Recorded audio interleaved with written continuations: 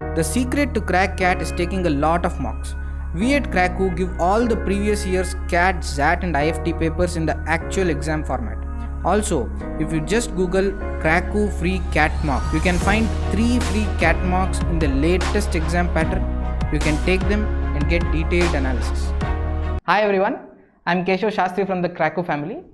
Today we will be discussing about the preparation strategy for CAT. Whether you are starting out or you are someone you have some fair understanding of the CAT topics but still you need some brushing up to do, or you are someone who has got 90 plus and you want to reach 98, 99 plus, then we are extensively covering what you have to do, how to go about it. First of all, the most primary thing that you require is a plan. We are not emphasizing a lot on the schedule because for everyone it is different. It is always tentative. You have to make your own plan. You need to have an airtight mock schedule. You cannot miss your mocks. Your mocks are the secret to success. I believe personally that the more mocks you take, it is directly proportional to your CAT score. We will also discuss about the to-dos and the common mistakes committed by students. But before that, since this will be a slightly long video, I will put up a timestamp where whichever section you feel is important, you can directly hover over there and you can continue. But one common advice I would give for everyone is don't cut corner, guys. Do not cut corners. Emphasize a lot on your basics. For someone who is starting out, you have to go through basics because CAT is an exam which focuses a lot on having a strong foundation. If you don't have a strong foundation, if you directly delve into difficult topics or tricks or cheat sheets, it is never going to work out. Make sure you have a strong foundation and you make a systematic plan. So we will go by a structured approach. We will go through each section, what are the common mistakes to do, how you can improve your scores in each section. So first of all is verbal ability and reading comprehension. This might sound a bit cliche, guys, but any amount of emphasis on this will be less. The only way to get better at VARC is read. You have to read for 1.5 to 2 hours every day. And I say that you should not read with an agenda because most often students give a lot of importance to the end result. And when you are very obsessed about the end result, you forget to live in the present and enjoy the process. Enjoy the process of reading. Enjoy living to learn new things with curiosity. When you miss out on all these things, then getting a good CAT is fairly very difficult. Yes, you have to become a good habitual reader. You should develop the natural habit of reading. If not for 1.5 to 2 hours, if you just read about 1 hour every day, starting from today, there is 75 days. If you read for 1 hour, that is 75 hours in your bag. 75 hours of relaxed reading. That will give you a lot of natural stamina. It will build your natural stamina. You can go through sections much faster. Your speed will improve. The comprehending ability will improve. To just give you an example, in the latest RC, there was a biology question about the ethicality of gene editing. I had read a similar article before, and in less than 5 minutes I was had completely read the article, and in 2 minutes all the questions were solved. So in about 7 minutes I completed the passage. While the same, since it's a biological article and slightly eccentric, many others took about 12, 13 or 15 minutes. So if you have the knack of reading various articles like philosophical or political or social or technology, art, science, then it will help you comprehend and will improve your speed during the actual CAT. Reading this way will not just help you in your VARC, it will help you in your omits, it will help you in your GK preparation for IFT or say ZAT, and it will help you especially in your interviews. Interviewers look for people with strong perspectives and strong opinions. They don't evaluate your perspective per se. They just look if you are self-aware, if you have a perspective and how strongly you defend it. So you can form your perspective by reading a lot. So make sure you promise yourself that every day 1 hour you dedicate for reading an article, reading a book or reading a newspaper. You make sure that you read 1 hour every day. And what are the common mistakes made by students when it comes to VARC? First one is trying to rush through the topic. Often students see that experts do it very fast. They do it fast because they have read variety of topics over the years. They have built the natural stamina of reading. You can also do it by reading books every day. But if you try to do it, if you try to imitate them, then you are not going to end. It is going to be a blast. And the second thing is reading questions first. Guys, my honest opinion, do not do it. Sometimes off chances it might work, but CAT is mostly inferential based questions. There are implicit meanings within the entire passage, so you'll have to read the entire passage completely and comprehend it to understand. Do not try to read questions first. and guessing in case of confusion. Many times students think that anyways I have figured out that A is not the option, B is not the option, there is only C and D, so there is a half chance that I'll get one of them right, so I'll just pick one of them. It's not going to work. The CAT paper is designed such that the CAT makers will bait you into the wrong choice. So most often than not, you will pick the wrong choice. Even though you think it's 50%, it is going against you. So since CAT penalizes you heavy, almost 1 mark when you get 3 marks for the right answer, I would suggest do not guess. If you don't know, just skip it, because accuracy matters a lot in CAT. And inorganically building vocabs. Unlike GRE or GMAT, GRE or GMAT is very vocabulary intensive. You need to know a lot of vocabulary. Here that is not the case. In sometimes even if you look at the RC, you can just by looking at the context, you will come to know what is the word it can mean, what it can mean. There is no requirement of special emphasis on any vocabulary words. If you just read for 1 hour, that will only be very good for building a repository of words. And gambling accuracy for speed. This is important, guys. Many times students just want to go through as fast as possible. If they do not understand, they don't want to look back, just want to go through and complete it.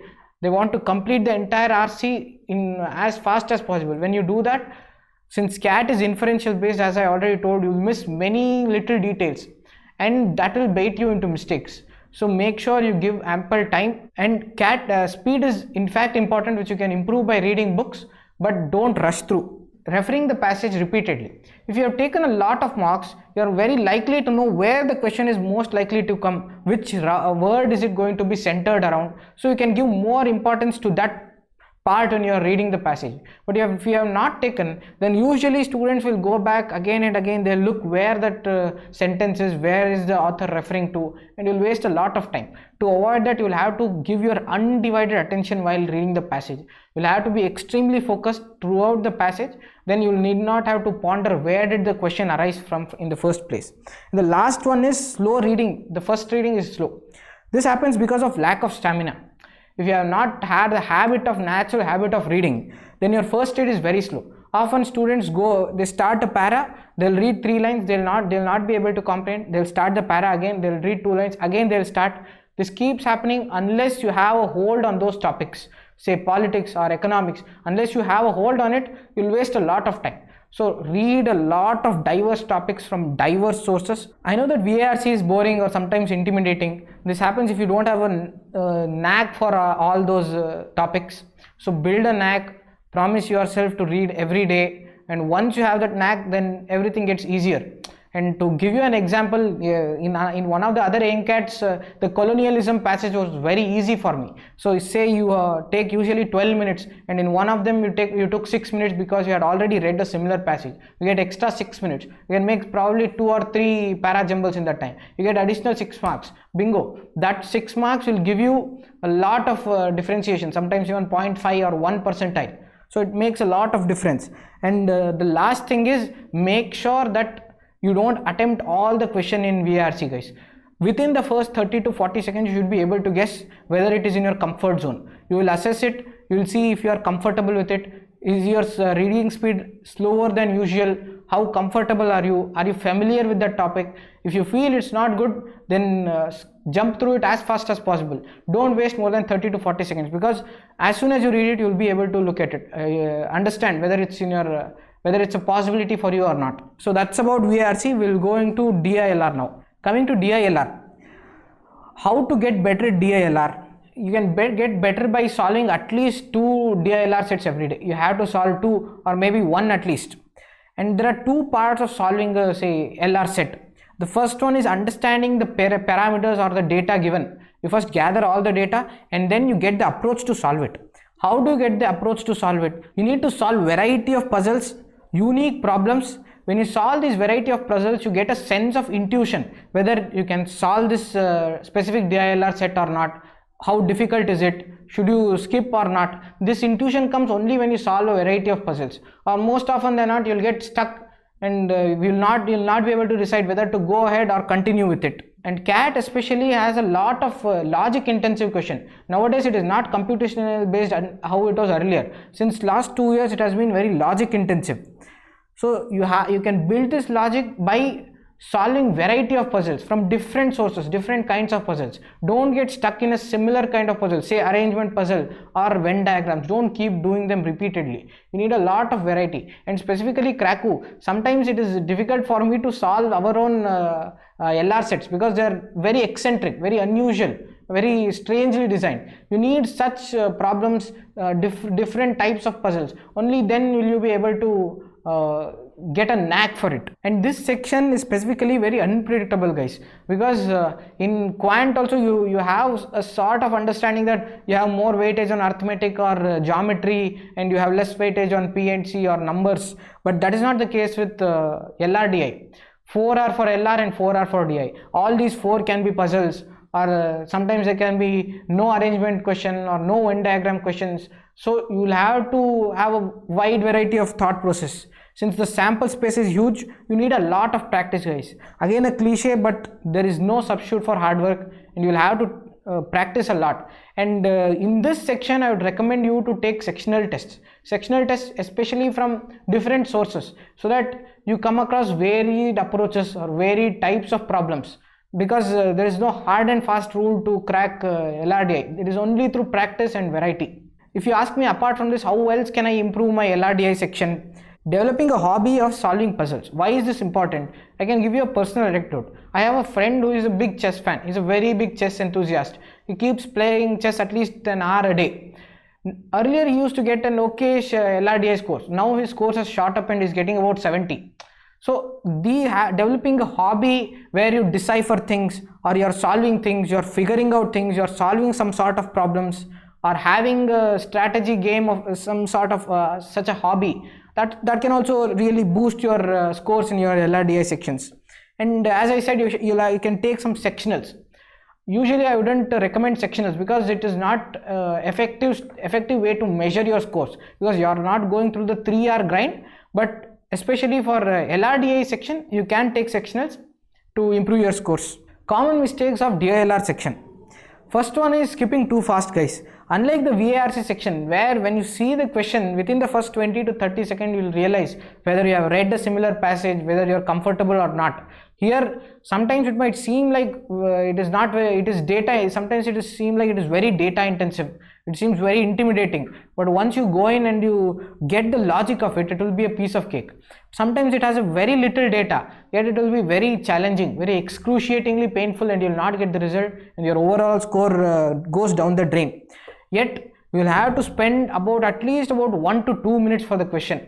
Unlike VARC, you cannot immediately comprehend. Once you gather all the data, if you have solved variety of questions, you will have a knack where you can tell whether you will get the logic, how long it is going to take. So solve a lot of variety and at least spend about 1 to 2 minutes. If you feel it takes long, then you jump through the next one. And getting stuck for too long is very important, guys. This is like a differentiating factor. Many a time students' overall score goes down the drain because of this. I can share a personal experience.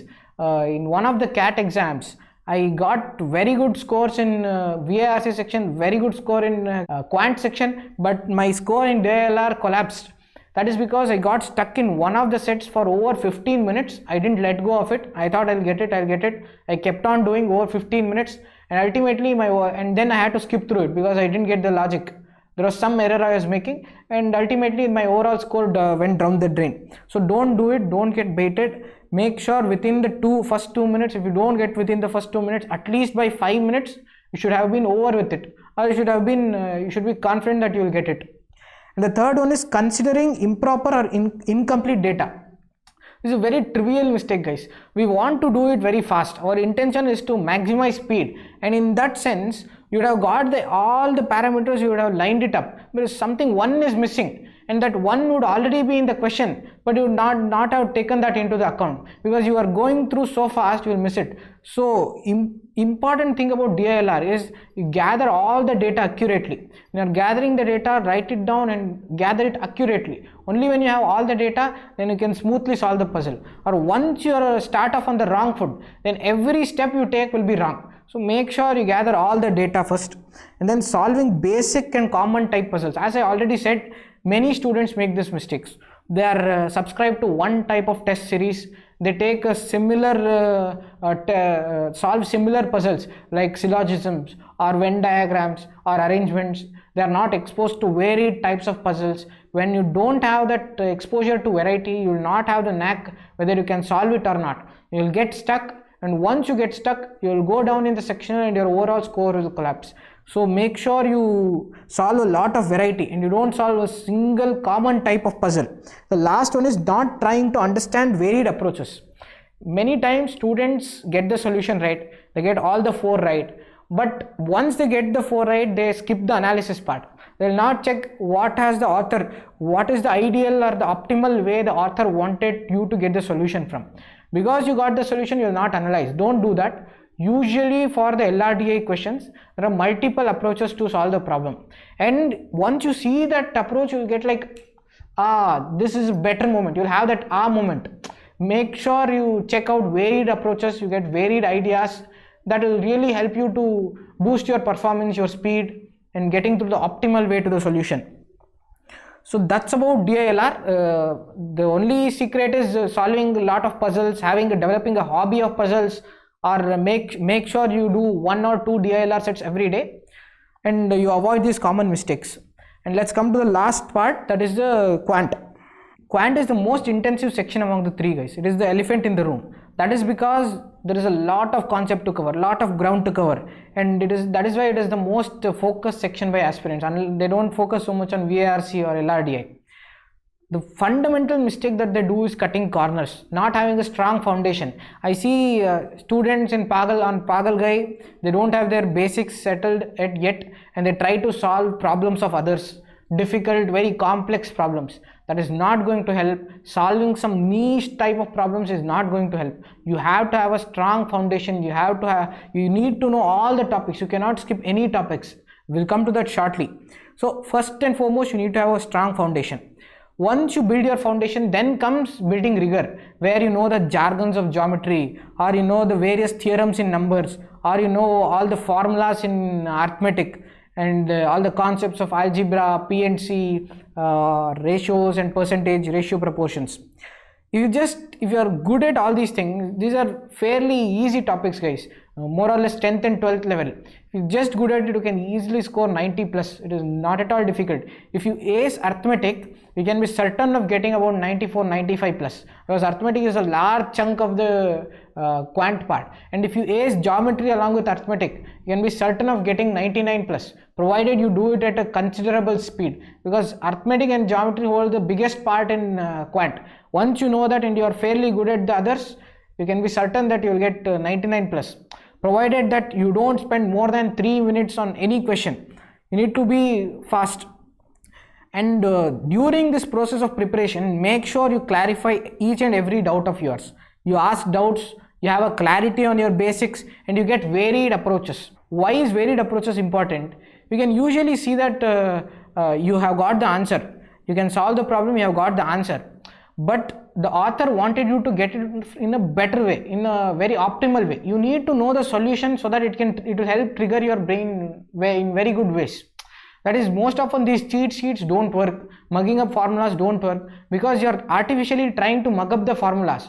But when you solve the problems, then your brain is connecting the dots. It is connecting a concept with a formula, where you have to put what formula, how can you approach the solution. But if you just mug up the formulas, then you'll never know where to put it, even though you know the formulas. So the right way to doing is practicing a lot of questions and getting varied approaches to the solution. And the last thing is avoid taking sectionals, guys. I said in the LRDI section that you need to solve a lot of variety, since the entire LRDI section is eccentric, unlike the other two. But here you have to completely avoid taking sectionals, guys. That is because there is one important factor that comes into play during your actual CAT. By the time you come into your third hour, mental fatigue would have set in. You would be wanting for the entire mock test to get over. You will be waiting when you can go out, when you can just finish it, and you are not functioning at your optimal capacity. Usually students make mistakes even in the very simple problems during their third section. That is why it is important that you take it along with the 3 sections and you go through the grind, so that you go from hope it is over to you can start telling, okay, I can take one more mock now. That is the kind of intensity you need to build by taking a lot of mocks. So don't take sectionals in case of quant, take it in full length test. So this factor is also added in. And lastly, for people who are who are asking, I'm just starting out, how do I need to prepare? As I said, in VARC you'll have to read 1 hour every day. In DILR you'll have to solve 1 or 2 puzzles every day. In case of quant, you'll have to spend about 4 to 5 weeks, at least about 4 hours every day building your basics. You build your basics, you familiarize with all the jargons, then you attempt the benchmark questions, and once you start attempting the benchmark questions, you'll get the concepts. I can do this, I can do this, this is how I need to do it. Then you start attempting more difficult CAT level questions.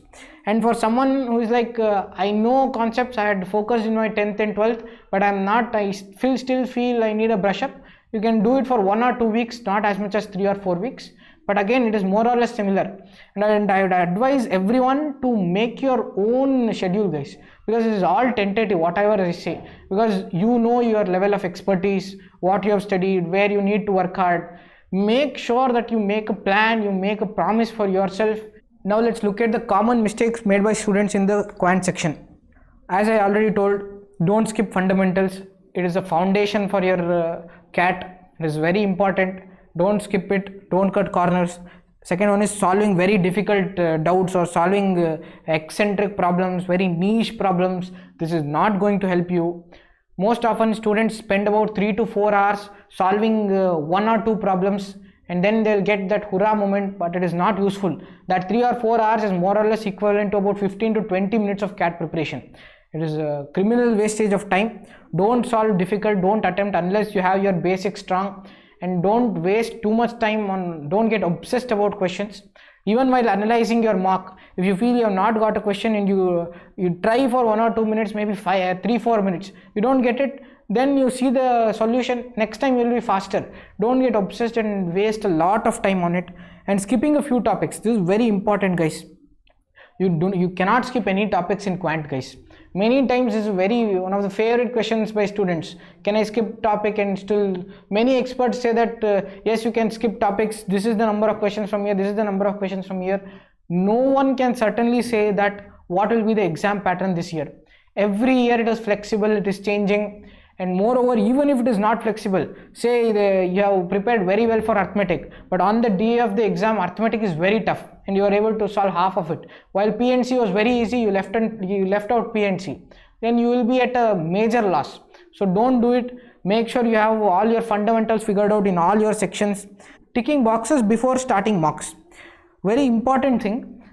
Students often make this mistake. I'll talk about this more when I speak about mocks. But preparation and mocks go hand in hand. You can't say I'll complete all my fundamentals and once I get into a certain level, only then I'll take. Or else if I see my score, I'll feel demotivated. That is not the case. It is a reality check. You will have to keep taking mocks. And ideally, people who aim for very good institutes have to take at least 30 mocks before the CAT exam. And it is very realistically possible starting from today. In 75 days, even if you are starting out, you can easily take 30 mocks. Initially, you can take about 1 mock per week. Slowly, you can gradually increase it to 2, and towards the exam, last month, you can intensify it to about 2 to 3 mocks.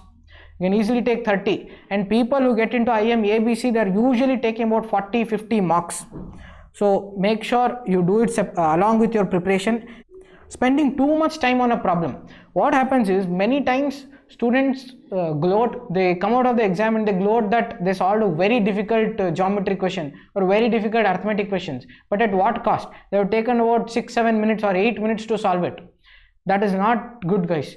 You have to stick to capping your time to solve a quant problem to 3 minutes. If it is taking more than 3 minutes, if you feel it takes more than 3 minutes, you have to skip it, because there will be many easy questions. CAT is a bunch of mixture of easy and difficult questions. You will have many easy questions, so make sure you will be able to see all the questions. And the next one is solving doubts on forums. Instead of doing that, you should rather focus on building a certain level of automation for yourself, going into the auto drive mode. Say, what I mean is, as soon as you see a question, you will be able to do it in your head. Most often students who are starting out, they'll write down everything, they'll write the formula, they'll put all the values. This usually, if you have a level of practice, you will do everything in your head, you'll put the formula, you'll do the cross multiplication, and naturally you arrive at the answer very fast. This level of automation only comes with practice. Focus on practice rather than trying to solve some niche problems. That is the common mistakes made by Quant, but that is what, there is no substitute for hard work. You'll have to make a lot of practice, but ultimately it all boils down to how much effort you have put in CAT, guys. The more effort you put, the better result you get. Now we'll go to the last section, that is the mocks. This is a very important part we have to discuss. So when should you start taking mocks? I firmly believe that the amount of mocks you take is directly proportional. It has a direct impact on your CAT score. There is no time better than now. You have to start right now. Many times students try to tick all the boxes. Let me get all my fundamentals right. Once I feel I am fairly confident, I will take, or else I will feel demotivated.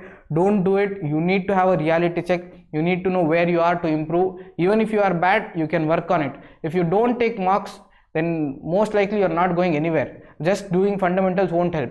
Mocks simultaneously go along with your preparation, and make an airtight schedule, guys. This is something you cannot compromise on. Mocks are the most crucial part of CAT. Whether it's your friend's birthday or your favorite actor's movie has been released, you don't compromise on mocks. You stick to your schedule and you try to improve it rather than compromising in any way. And getting into an auto drive mode, that is, if you see drivers that drive for 10 hours, 12 hours continuously, because they are in that auto drive, autopilot mode, they are tuned to do it continuously without much effort. They have that muscle memory. You need to develop that sort of muscle memory when it comes to CAT. You need to come from a place where you say, thank God it's over, to saying that, oh, I can take one more mock. That you can do, that is really possible, which you can do only if you take a lot of mocks, and you will go into a sort of auto mode where even without much hassle or without much thinking, it goes on very smoothly. And by taking these mocks, what should be your agenda? One should be to improve your accuracy, guys.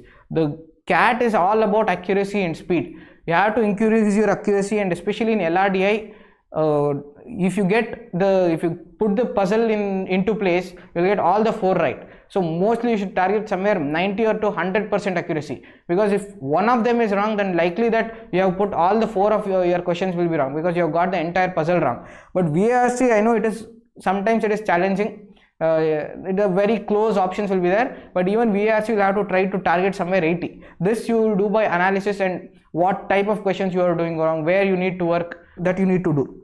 And make a formula book. Especially for Quant, you need to build a formula book for yourself. Don't rely on cheat sheets, don't rely on shortcuts or tricks that is uploaded online. It will never stick in your head. If it comes through you, you have solved it, and it comes through you, you will remember it. You make a formula book, you make a table of what areas are troubling you, and then you revise these consistently. That will be very useful. That is how you do it. And one important aspect is not missing the analysis, guys. You should take the next mock only after you have analyzed the previous mock. Don't keep this as a reason to postpone any mock, but unless you analyze the mocks you have taken, taking mocks is almost futile. You need to know where you are going wrong. Analysis is the key part of doing mocks and improving your scores. So that's about mocks. On a lighter note, there are going to be ups and downs, guys. It is not going to be leaps and bounds for you directly. CAT is an exam where you have to go through the struggle, you have to go through the rigor to get to where you want. So pull up your socks, don't cut corners, be disciplined, have a schedule, be motivated at the most. Because I'll tell you an interesting statistic. Most often by the time of CAT day, at least 80% would have given up. You will be only competing with about 20%. We see that first time CAT aspirants with no preparation, if they have fairly done well in their 10th, 12th, they would get 90 plus, 95 plus. That is because it is 80% are there just to push you up. So you need not worry a lot. If you just keep yourself motivated and stick to schedules, take frequent mocks, you can be certain of scoring 90 or even 95 plus. It is not at all very difficult. And one important factor is try to surround yourself with the right peers. Don't surround yourself who are saying this is not going to happen, or people who involve in scaremongering, this is going to be very tough, or this is not my cup of tea. You have to make sure that you are highly motivated until the D day of the exam, that you have to brace yourself and push through it. Have fun while doing it, then you can be assured that you will reach great places. It's already a long video, so we'll wrap it up. Work hard, guys. We'll see you soon. Thank you.